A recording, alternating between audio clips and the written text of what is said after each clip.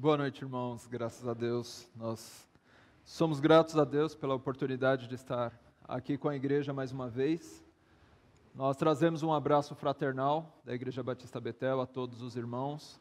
É sempre bom a gente poder rever velhos irmãos, irmãos que fazem parte da nossa vida, da nossa história. É sempre um motivo de grande alegria para nós. Agradeço pela oportunidade, pelo convite de nós podermos estar trazendo uma mensagem do nosso Senhor no dia de hoje. Convite esse que foi trazido pelo pastor Neil e pelo pastor Viana. Nós vamos meditar hoje dentro do texto de Judas, o capítulo 3, foi um texto que já foi lido nessa noite. Gostaria de convidá-los a abrirem suas Bíblias nesse livro, nessa carta, Judas, capítulo único, versículo 3, Judas 3. Eu quero começar fazendo a leitura desse texto. Judas 3, assim diz a palavra do Senhor. Amados, procurando eu escrever-vos com toda a diligência acerca da salvação comum, tive por necessidade escrever-vos e exortar-vos a batalhar pela fé, que uma vez foi entregue aos santos. Oremos.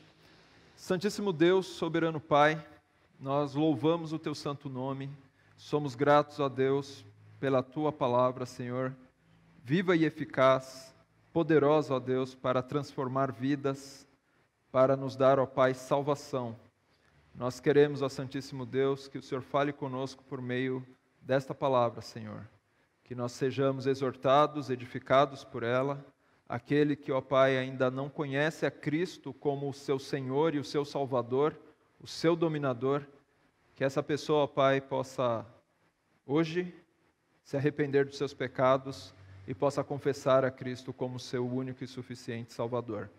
Pai amado, nós queremos te pedir, ó Deus, que nos conduza dentro de todo o trabalho que será realizado aqui. Em nome de Jesus Cristo nós oramos. Amém. Bom, o tema que foi dado para que eu pudesse trazer nessa noite é a batalha pela fé, que é o próprio tema da carta de Judas. E é um assunto de extrema importância. Batalhar pela fé é um assunto que muitas vezes é ignorado ou esquecido pelos cristãos, de forma geral. Muitos que se dizem crentes se esqueceram totalmente da necessidade de buscar e se empenhar na batalha pela fé. E por que é tão importante nós batalharmos pela fé? É importante porque somente a fé é o meio pelo qual nós podemos alcançar salvação. Então, se nós não falarmos da fé legítima, da fé tal qual nos é apresentada na palavra de Deus, as pessoas que estão ouvindo coisas por aí, pensando que é fé, elas estão correndo o risco de serem condenadas pelo fato de não ouvir a respeito da fé genuína, da fé bíblica, a fé verdadeira. A única fé escriturística, a única que nós defendemos e cremos. Versículo 3, próprio Judas, no comecinho, na primeira parte do versículo, ele menciona justamente a questão da salvação. Ele vai falar que ele se propôs a escrever com diligência acerca do assunto da salvação comum. E quando ele se propôs a escrever sobre salvação, ele viu que havia uma necessidade de falar a respeito da fé, e mais do que falar a respeito da fé, era da necessidade dos irmãos batalharem por esta fé, que é o que ele vai dizer na segunda parte. Tive por necessidade escrever-vos e exortar-vos a batalhar pela fé, que uma vez foi entregue aos santos. Então, se nós vamos lutar seguindo a orientação de Judas, se essa é a obrigação do crente, do povo de Deus, aqueles que dizem ter fé, então é necessário que nós coloquemos algumas coisas no seu devido lugar. É necessário que, já que nós vamos entrar numa batalha, em uma guerra, em primeiro lugar que nós saibamos qual é a nossa causa. A nossa causa é a fé. Mas o que significa especificamente a fé? Qual é o sentido, qual é o significado, o que Judas está querendo falar que nós precisamos lutar? esse não é um assunto tão trivial como pode parecer. Porque nos nossos dias mesmos, quando você pergunta para uma pessoa, e seja essa pessoa quem ela for, e onde ela estiver, e você perguntar para ela se ela tem fé, ela vai dizer que tem. Ela vai dizer sim, eu tenho fé.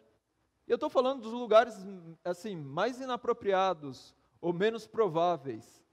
Né? Se nós sairmos aqui, de repente, irmos em um boteco, em um bar, e perguntar para uma pessoa ali dentro, talvez ela vai dizer que sim, ela tem fé. Tem fé em Deus, tem fé em Jesus. Existem pessoas que dizem, eu sempre tive muita fé, e isso já nos mostra que a fé da qual essas pessoas estão falando não é a fé bíblica e a fé genuína pela qual nós devemos batalhar e lutar. Então, o primeiro ponto é que nós devemos realmente entender qual é a nossa causa, que é a fé. E, em segundo lugar, nós precisamos conhecer bem quem é o nosso inimigo, porque, afinal de contas, nós vamos combater contra ele.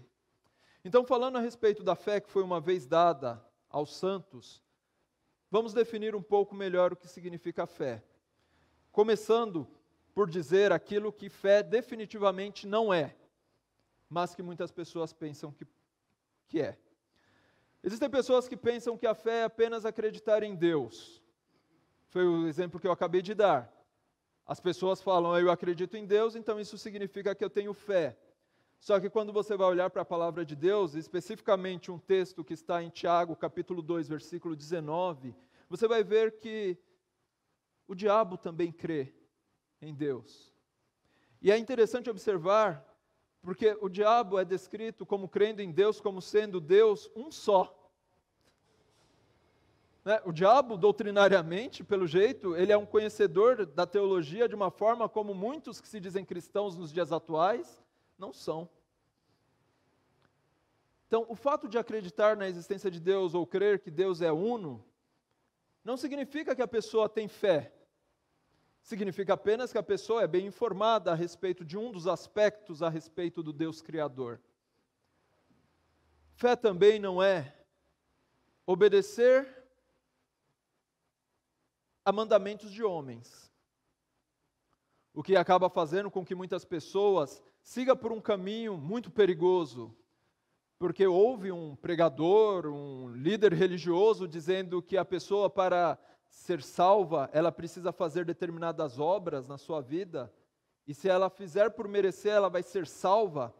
Isso faz com que muitas pessoas pensem que a salvação é por meio das obras, ou talvez por meio da fé, mas não na fé em Jesus Cristo, mas a fé que ela tem no seu líder religioso.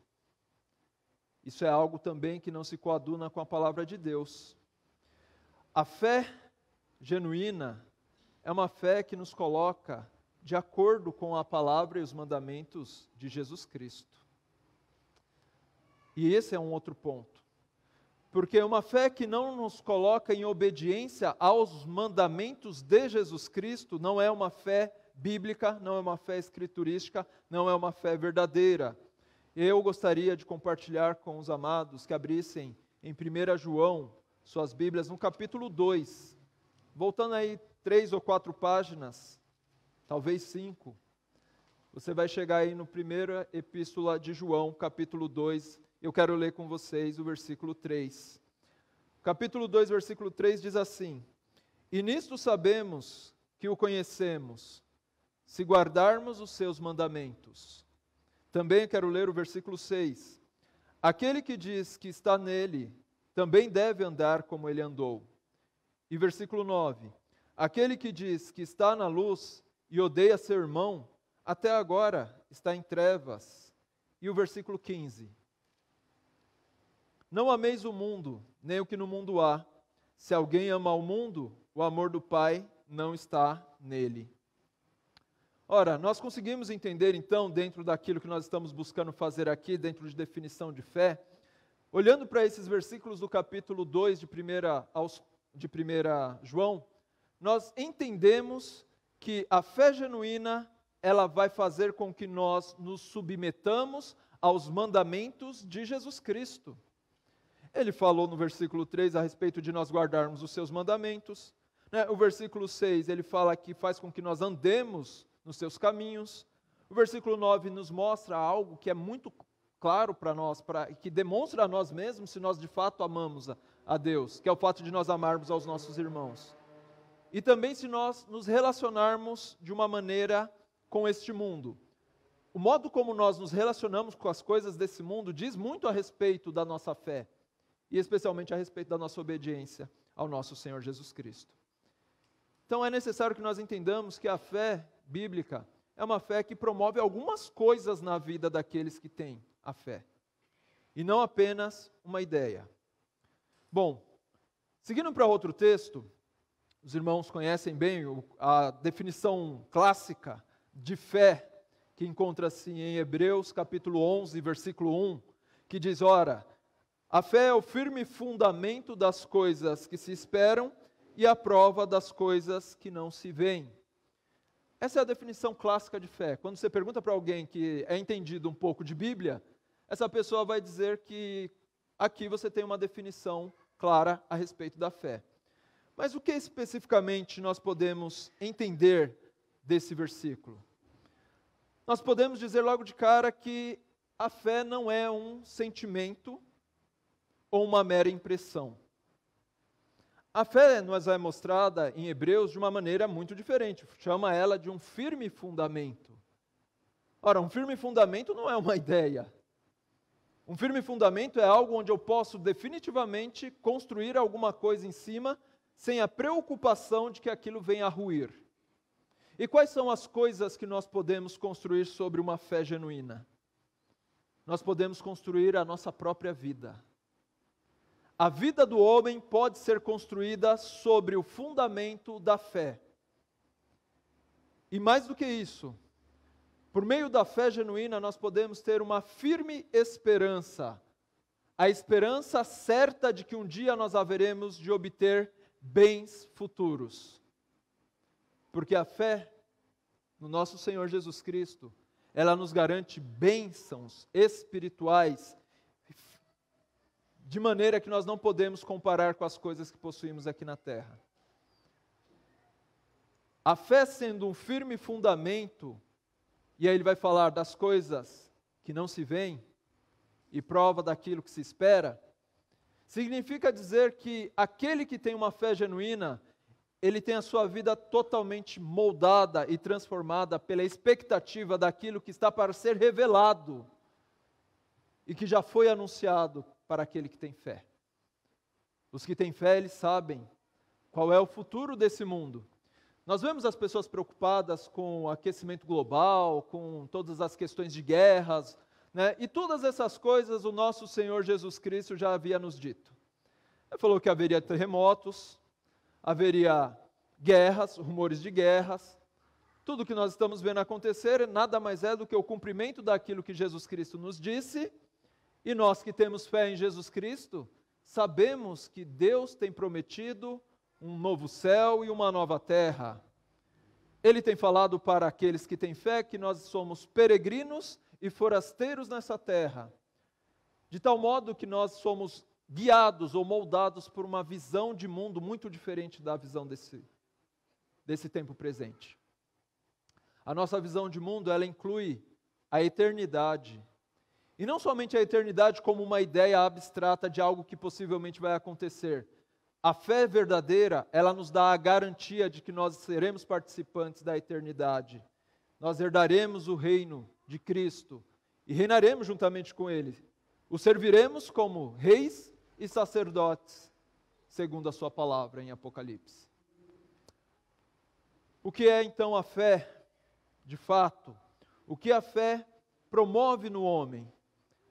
Irmãos, amigos, nós precisamos entender que quando estamos falando de fé, a fé promove o entendimento no homem a ponto dele crer no poder de Deus e acreditar que tudo o que foi criado no universo foi criado pelo Senhor.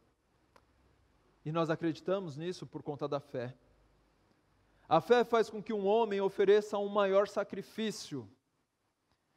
Voluntariamente ele se coloca numa situação em que ele oferece mais do que aquilo que outros já ofereceram. A fé é o motivo pelo qual nós podemos agradar a Deus. A fé nos leva a temer a Deus e a obedecer a sua palavra. A fé nos direciona a andar no caminho do Senhor. A fé faz com que nós não esmorecemos em nossa peregrinação aqui na terra e também que nós não duvidemos da palavra de Deus. Eu citei aqui de passagem algumas coisas que a fé efetivamente produz naqueles que a possuem.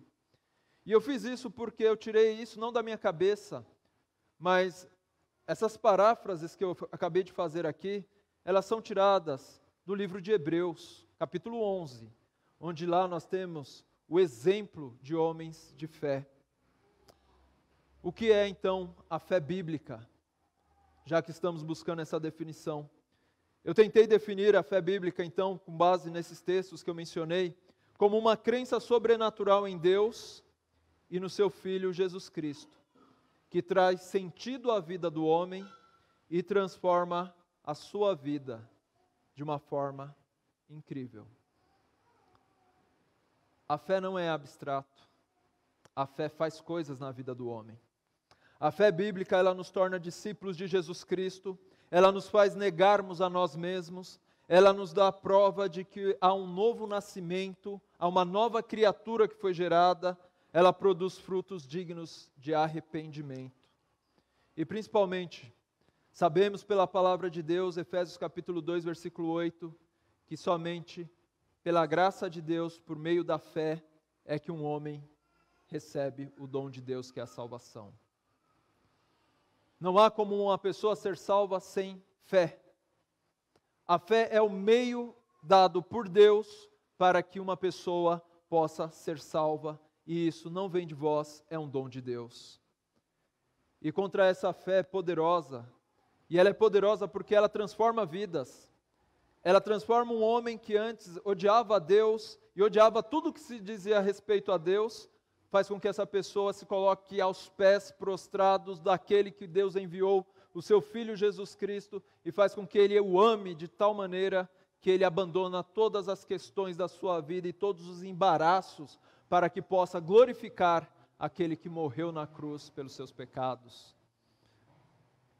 A fé verdadeira, a fé genuína, é uma fé poderosa e transformadora. E há muitos inimigos que lutam contra ela. Essa é a fé, essa é a causa pela qual nós tanto prezamos, e esse é o motivo pelo qual nós cristãos somos chamados por Judas a batalhar pela fé. Não é uma ideia, mas é algo que modifica a vida daqueles que a possuem. Bom, uma vez que nós definimos um pouco melhor aqui a questão da fé, quem é então o nosso inimigo? Quem é o inimigo da fé, propriamente dito? Nós podemos citar Satanás, o mundo, a carne, e a carne sendo as concupiscências nos termos bíblicos, o desejo desenfreado da carne, do homem. Certamente Satanás, o mundo e a carne, eles combatem contra tudo aquilo que é a fé genuína. Eles atuam unidos para perverter a verdadeira fé. Porém, o que especificamente a palavra de Deus e o nosso texto em Judas nos diz a respeito dos inimigos da fé? Abram comigo em Judas, leiam comigo o versículo 4. Ele vai dar uma característica daqueles que são inimigos da fé.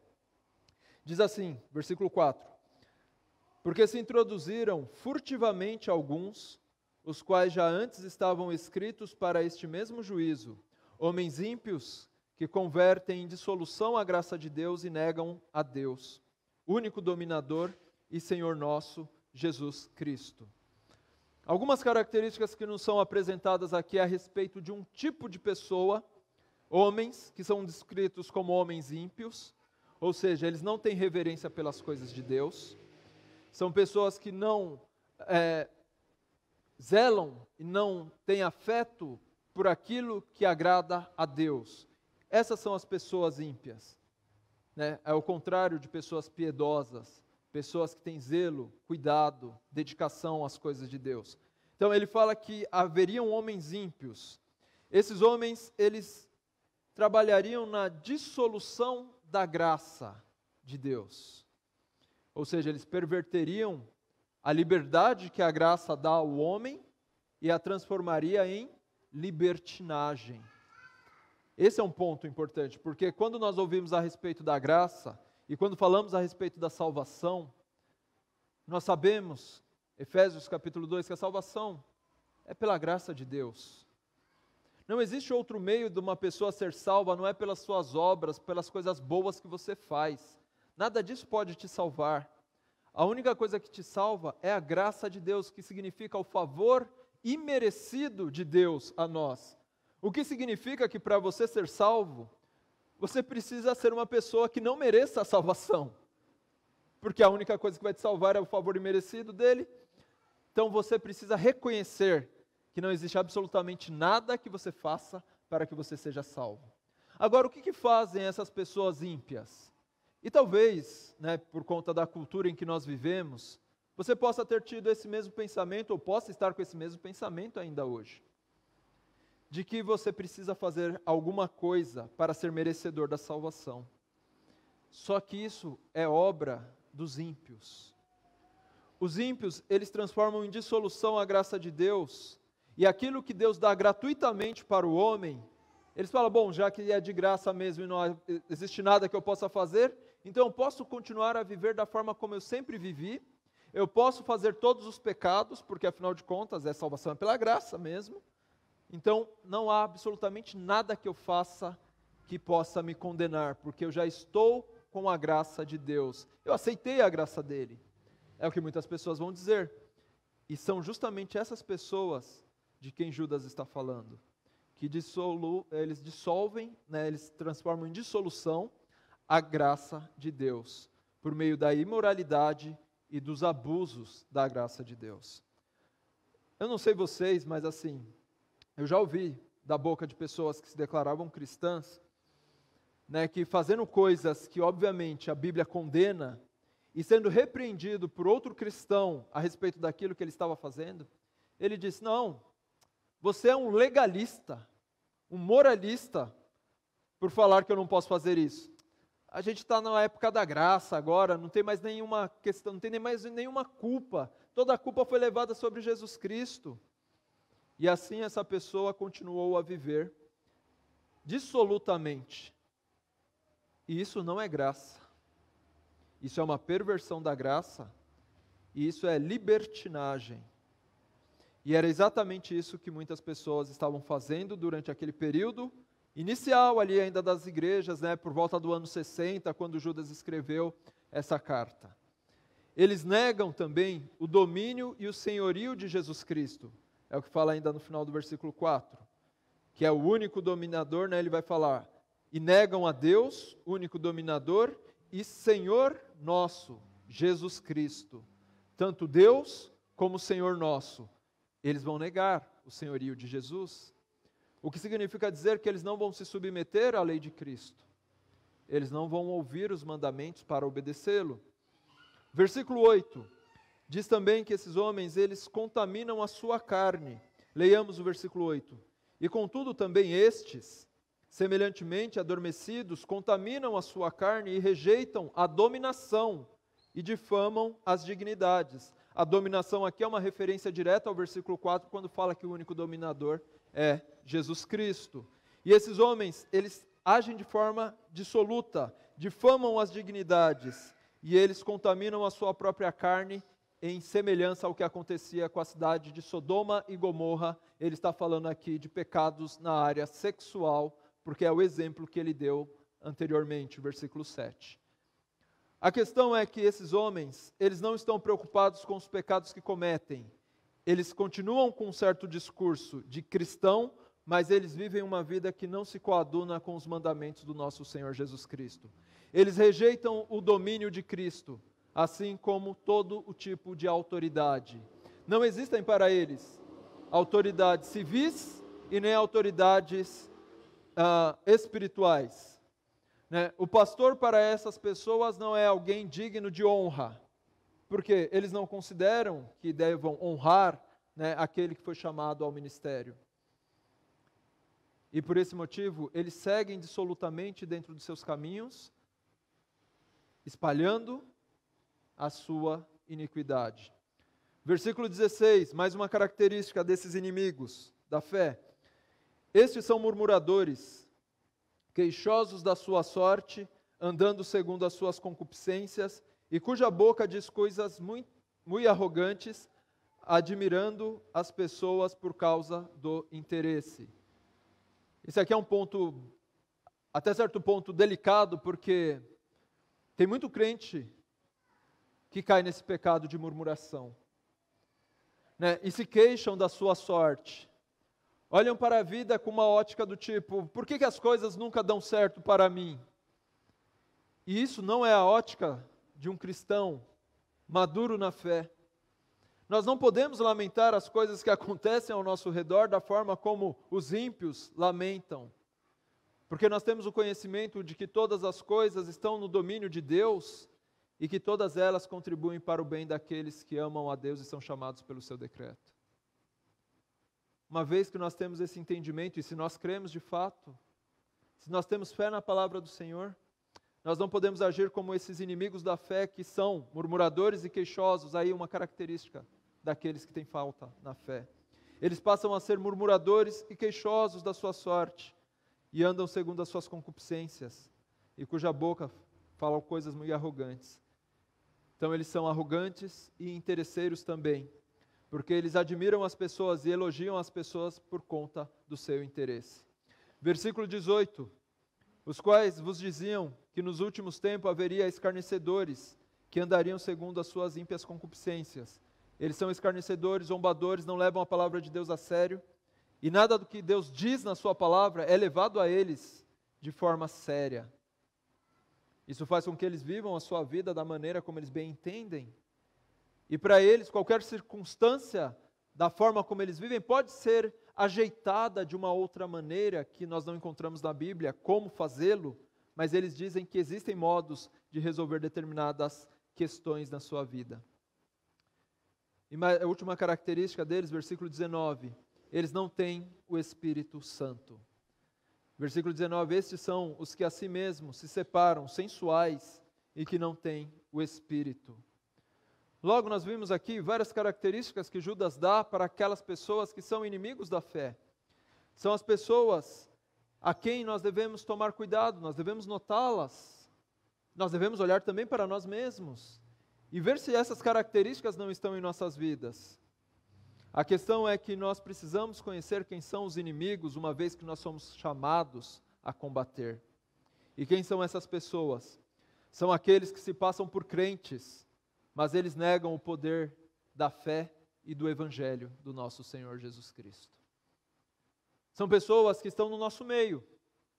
São pessoas que fazem parte das nossas igrejas. Aqui nós temos várias igrejas representadas. E o alerta de Judas não é em relação às pessoas que estão fora da igreja, mas ele está falando a respeito de pessoas que estão dentro das igrejas. São os que se dizem crentes, mas cujas vidas nunca teve uma transformação, nunca teve uma mudança, e acham que se tornar crente significa colocar uma Bíblia debaixo do braço e ouvir um pregador de vez em quando, uma vez por semana ou duas. Isso não faz de nenhuma pessoa crente, não faz de nenhuma pessoa um servo do nosso Senhor Jesus Cristo. Isso faz parte sim da vida de um cristão, mas isso por si só não diz muita coisa a respeito da sua salvação e da sua condição espiritual. Eles são aqueles que continuam a viver em pecado, eles se justificam dos seus pecados apelando para a graça de Deus. A graça de Deus realmente é algo grandiosíssimo, que não pode ser medido pelo homem, mas eles abusam da graça de Deus em seu favor. Eles certamente ignoram Tiago capítulo 2, versículo 20, que diz que a fé sem obras é morta. Eles não creem nisso. Eles acreditam que eles podem viver sem que as suas vidas tenham uma transformação significativa. Isso implica dizer que essas pessoas não conheceram a fé genuína e elas estão enganadas no seu próprio erro. Mas eles também não se satisfazem em andar no seu erro e eles mesmos se condenar por conta do erro que eles acreditam. Eles divulgam o seu erro. Eles espalham as suas teorias e as suas heresias. O versículo 12 nos fala a respeito disso. Estes são manchas em vossas festas de amor. Ou seja, estão no nosso meio, né? Estão no meio da nossa celebração, Nós estamos aqui, irmãos, celebrando, 56 anos de organização dessa igreja nesse bairro. Mas o fato é, irmãos, que pode haver pessoas aqui em nosso meio hoje que pertencem a essa categoria de pessoas que não têm a fé salvadora. Eles estão nas vossas festas de amor, banqueteando-se convosco, apacentando-se a si mesmos, sem temor nenhum. Acham que está tudo certo. Eles são nuvens sem águas, levadas pelo vento de uma ponta de uma para outra parte, são como árvores murchas, infrutíferas, 2 vezes mortas, desarraigadas. 13. Ondas impetuosas do mar, que espumam as suas mesmas abominações, estrelas errantes, para os quais está eternamente reservada a negrura das trevas. Essas pessoas que difamam o Evangelho do Senhor Jesus Cristo, essas pessoas que diluem a doutrina da fé, de tal maneira que qualquer pessoa pode abraçar uma fé que não exige absolutamente nada dela, essas pessoas elas espalham uma falsa doutrina, essas pessoas elas fingem que vão entregar alguma coisa, mas elas não entregam, por isso a comparação com nuvens que não entregam água. Parece que vai cair um temporal, uma tempestade, mas você olha e cadê a chuva? Nada. Eles prometem a salvação, mas eles não podem entregar a salvação por meio da doutrina que eles carregam. Eles espalham o seu lixo, como acontece quando o mar fica virado. O mar tempestuoso, ele tira tudo aquilo que está no fundo do mar e traz para a praia. E o seu lixo é espalhado em todos os lugares. Eles são mestres no erro, pecadores, dissolutos, caminhando para a condenação, como o versículo 13 fala, estrela eternamente reservadas para a negrura das trevas. Por quê? Por conta do seu erro incorrigível. Oferecendo salvação sem um discipulado, vida próspera em bens materiais, fazendo autoafirmações em lugar da abnegação, dizendo que você vai conquistar, que você tem que se superar, que você tem que fazer coisas maravilhosas e grandiosas, e que você é aquela pessoa que vai conquistar tudo aquilo que você desejar. Isso tem se ouvido muito nos púlpitos de igrejas, ou que se autodenominam igrejas, mas não se ouve falar a respeito do evangelho da abnegação. Fala-se a respeito de um caminho amplo, ao invés do caminho estreito e apertado que conduz à salvação. É o discurso do sinta-se bem, ao invés do negue-se a si mesmo e arrependa-se dos seus pecados. Infelizmente, meus irmãos, os nossos dias têm nos mostrado aquilo que a palavra de Deus prometeu que de fato haveria de acontecer. O aumento do número de falsos doutores, falsos mestres, trazendo uma falsa doutrina que não apresenta aos homens a verdadeira fé e o verdadeiro evangelho. Estamos vivendo um tempo no nosso país em que dizem, nunca houve antes um número tão grande de evangélicos como existe hoje no Brasil.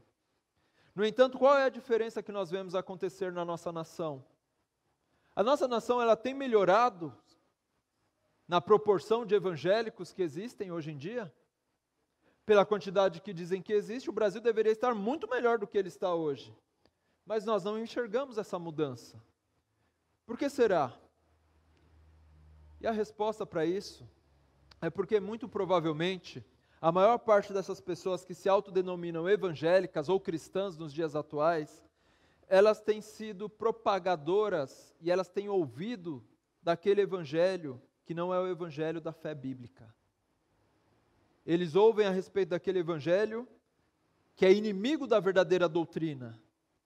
É o evangelho o teor não exige que haja uma transformação na vida da pessoa. É um evangelho despido de poder.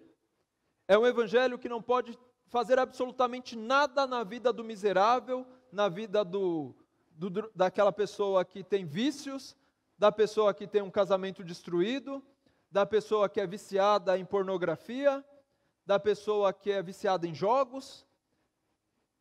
As pessoas estão dizendo, olha, você vai aceitar a Jesus Cristo e Cristo vai te aceitar da forma como você está. Nós não estamos falando que você precisa mudar a sua vida para aceitar a Cristo, mas eu estou te falando que o poder de Jesus Cristo pode te transformar. E Ele verdadeiramente vai te transformar se você verdadeiramente tiver fé nele. É impossível que uma pessoa continue a ser a mesma quando tem um encontro com Jesus Cristo. Não é possível que você saia sendo a mesma pessoa. Sabe, as pessoas falam às vezes que tem conversas com Jesus Cristo. Né? Outro dia eu ouvi um exemplo que foi dado a respeito disso. Né? Uma pessoa que falou, né, que se encontrou com Jesus Cristo enquanto estava escovando os dentes. E aí Jesus Cristo bateu no ombro dele e ele começou a bater um papo com Jesus Cristo ali, conversar a respeito das coisas da vida. E depois Jesus Cristo desapareceu e ele continuou a escovar os dentes dele. Se Jesus Cristo tivesse se apresentado àquele homem da forma como ele disse que se apresentou, aquele homem seria incapaz de voltar a escovar os dentes. Assim como ele seria incapaz de continuar a ser a pessoa que ele é. Porque ninguém que tem um encontro com Cristo continua a ser aquilo que sempre foi. Simplesmente pelo fato de que você era uma coisa antes, no tempo da ignorância, mas por meio da fé em Jesus Cristo você torna-se uma pessoa esclarecida a respeito da vida. E a nossa vida se transforma agora, na esperança daquilo que ela há de ser lá na frente, no futuro, quando o reino do nosso Senhor vier a ser um reino físico aqui na terra. Como é que nós devemos então combater esse mal, uma vez que existe uma propagação contra o verdadeiro evangelho e a verdadeira fé? A primeira coisa que nós devemos fazer, irmãos, é voltarmos às Escrituras. Sabe, existem muitas coisas no meio evangélico hoje em dia. Né? Você pode fazer a terapia dos evangélicos, você pode fazer as reuniões dos empresários evangélicos. Né? Existe um monte de coisa que as pessoas criam e o povo de Deus não precisa de outra coisa que não seja a palavra do seu Senhor. Nós somos discípulos de Jesus. Nós dizemos que somos servos do Senhor. Como é que um servo sabe a vontade do seu Senhor se não ouve a palavra e a voz do seu mestre? É impossível fazer a vontade dele assim. Então a primeira coisa que devemos fazer é voltar às palavras do Senhor, e é um conselho de Judas no versículo 17. Mas vós, amados, lembrai-vos das palavras que vos foram preditas pelos apóstolos do nosso Senhor Jesus Cristo. Ele vai citar, né, que os apóstolos de Jesus Cristo disse que haveriam homens que apareceriam, né, nos últimos tempos e seriam escarnecedores. É o versículo 18 que está dizendo isso. Mas não é somente isso que nós devemos observar da palavra do Senhor, da palavra dos apóstolos. Na palavra do Senhor Jesus Cristo, que foi transmitida aos seus discípulos, e eles transmitiram isso para outros discípulos, e essa palavra chegou a nós, nós encontramos a verdadeira fé. Uma fé que é explicada e qualificada pelos apóstolos e pelo nosso Senhor Jesus Cristo. Não é uma presunção de fé. Qualquer pessoa pode presumir que tem fé. Mas quando nós olhamos para a palavra de Deus, nós encontramos a qualificação de uma fé genuína. Então muitas pessoas hoje, elas presumem que têm uma fé salvadora. Você tem certeza da sua salvação? Sim, eu tenho certeza da minha salvação. Mas onde é que na Bíblia fala que o fato de você declarar que você tem certeza da sua salvação, você está salvo? Não tem, né? A Bíblia fala que nós precisamos de fé. Nós precisamos ser gerados uma nova criatura. E essa nova criatura é uma pessoa salva. Então a gente precisa voltar para as Escrituras, porque nas Escrituras nós encontramos o que é uma verdadeira fé. E assim nós podemos comparar com a fé que nós possuímos. Eu olho para aquilo que eu chamo de fé e eu vejo na Bíblia se é aquilo mesmo. E se ela se parece com as características daquelas pessoas que tinham as características da fé. olha para Abraão, olha para Sara, a esposa de Abraão, né? Olha para Abel, Enoque, né? Olha para aquelas mulheres, né, que esperaram no Senhor e receberam os seus mortos de volta, diz lá em Hebreus. É interessante nós observarmos que a fé, ela dá uma transformada na vida das pessoas de tal modo que ela vive de uma maneira diferente. E ainda dá tempo de se arrepender.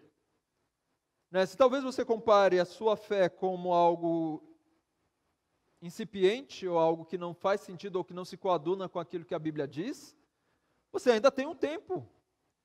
O tempo se chama hoje. Né? Você pode ainda hoje clamar ao Senhor e pedir a Ele que perdoe os seus pecados.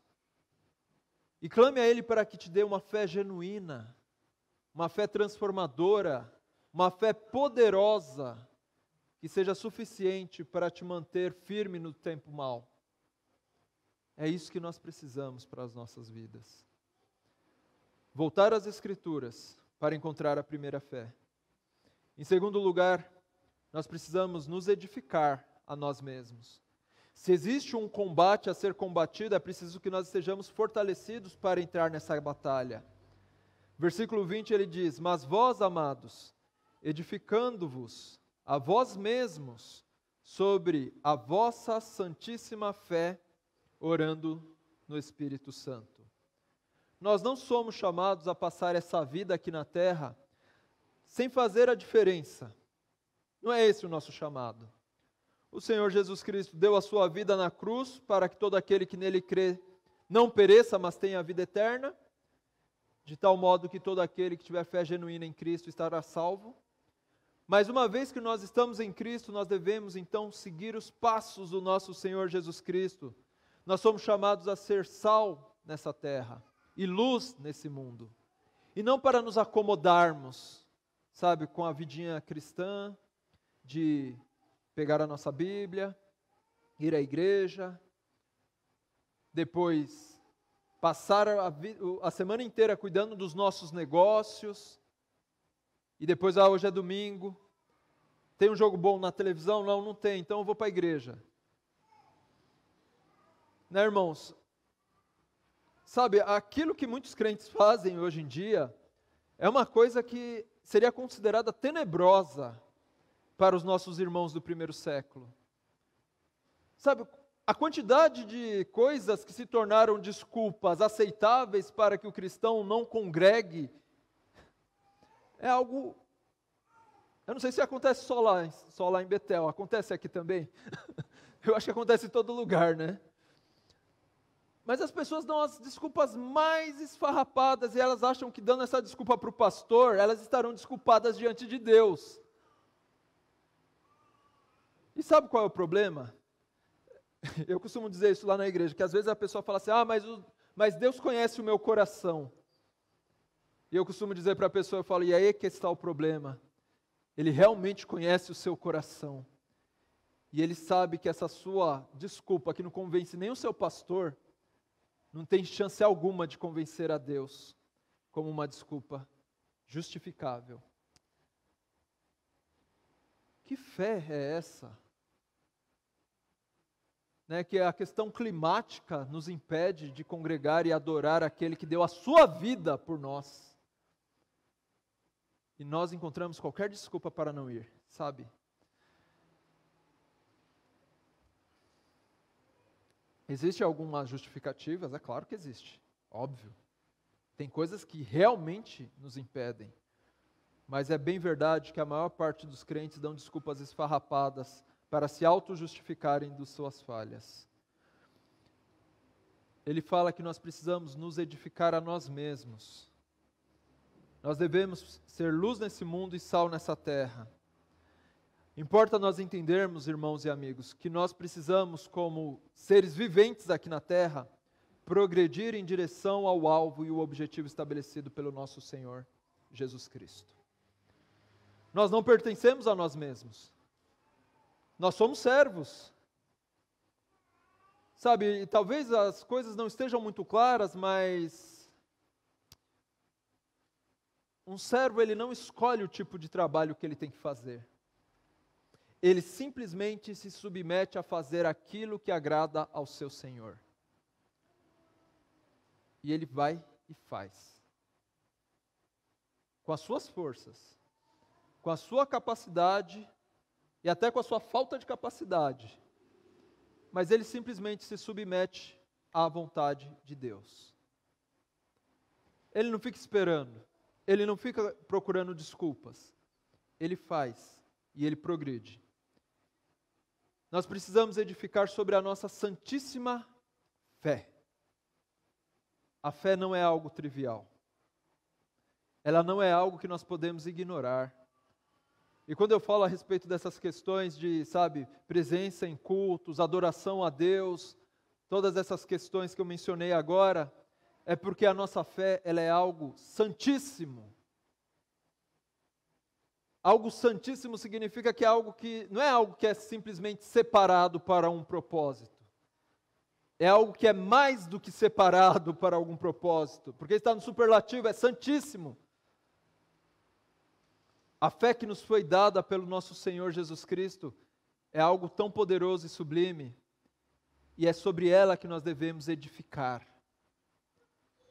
Ela é um firme fundamento no qual nós devemos construir e edificar a nossa família, a vida dos nossos filhos, o nosso trabalho, as nossas relações com as pessoas e familiares em geral, os nossos negócios, o nosso dinheiro, os nossos bens. Todos eles devem ser edificados nessa fé santíssima. Quem começou a jornada da fé deve continuar a nutri-la e seguir adiante. Porque nós temos um inimigo, não um, vários inimigos. Satanás, o mundo e a carne. Por isso nós devemos seguir adiante, nessa fé santíssima. Como nós vamos nutri-la? Orando no Espírito Santo. Versículo 21.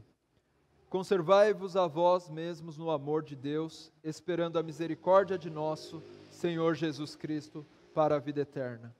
Ou seja, nós temos que edificar a nossa fé orando. Sabe quando você está com problema, em meio à batalha, em meio às dificuldades, quando você acha que não tem forças para orar, é aí que nós devemos orar. É aí que a nossa fé santíssima vai se mostrar. Nós precisamos nos edificar em meio à dificuldade e em meio à batalha mesmo, porque o nosso inimigo não dá paz a nós. Ore sempre, nessas horas, porque a oração é a nossa arma nessa batalha. Conservando o amor de Deus e a esperança. Nós devemos amar a Deus acima de todas as coisas. Todo homem é pecador porque nós somos incapazes de amar a Deus todo o tempo, de todas nossas forças, com todo o nosso coração e com todo o nosso entendimento. E esse é o primeiro e o principal de todos os mandamentos. Se nós desobedecemos esse mandamento, logo nós somos culpados do pior de todos os pecados. Mas nós devemos prevalecer, nos arrepender, confessar os nossos pecados e amar a Deus, na esperança do quê? Na esperança de que a misericórdia do nosso Senhor Jesus Cristo nos dará a vida eterna. A nossa fé, irmãos, ela só se sustém e ela permanece por conta daquilo que a alimenta. E o que alimenta a nossa fé é a esperança que Jesus Cristo dá ao seu povo. O Senhor Jesus Cristo nos tem prometido o seu reino, inaugurado na sua vinda, mas a ser manifestado ainda na sua segunda vinda, de forma universal. Nós faremos parte desse reino do nosso Senhor Jesus Cristo. Por isso, o objetivo de nós lutarmos pela nossa fé não é lutar por fé qualquer ou pela hipótese da fé, mas lutar pela verdadeira fé. Isso significa que nós devemos nos submeter ao domínio do nosso Senhor Jesus Cristo, único dominador e Senhor, Jesus Cristo, nosso Deus. A verdadeira fé nos torna mais parecidos com Ele, e só ela pode salvar o pecador. Essa é a fé pela qual nós devemos batalhar. A fé que salva, a fé que transforma, e a fé que qualquer um que está aqui à noite, nessa noite, pode possuí-la, se arrepender dos seus pecados, confessar a Jesus Cristo e clamar pela sua salvação. Jesus Cristo morreu naquela cruz para que nós não tenhamos que morrer, mas para que nós confiemos plenamente nele. E essa confiança em Jesus Cristo, ela vem por meio da fé. Por que você crê em Jesus Cristo? Alguém pode te perguntar. E talvez você nem saiba elaborar ou explicar totalmente o motivo pelo qual você crê, ainda que a Bíblia nos oriente que nós devemos ter a resposta para isso. Sempre que nos perguntar, nós devemos saber dar a razão ou o motivo pelo qual nós cremos em Jesus Cristo. Mas saiba que a nossa fé é o poder de Deus transformando as nossas mentes e corações para a glória dele. Ele chama homens, mulheres, crianças, jovens, para que façam parte do seu povo. E esse é o povo de quem ele recebe adoração, e nenhum outro povo. Por isso, se você não faz parte do povo da fé, eu suplico a você que considere seriamente fazer parte do único povo que tem a promessa da vida eterna, do único povo que tem a promessa do reino, do único povo que tem a esperança da vida em Jesus Cristo. Arrependa-se dos seus pecados, confesse a Jesus Cristo hoje e venha fazer parte do povo de Deus. E venha batalhar pela fé que foi uma vez dada aos santos. Eu encerro aqui então essa mensagem, passar a palavra para o pastor Neil.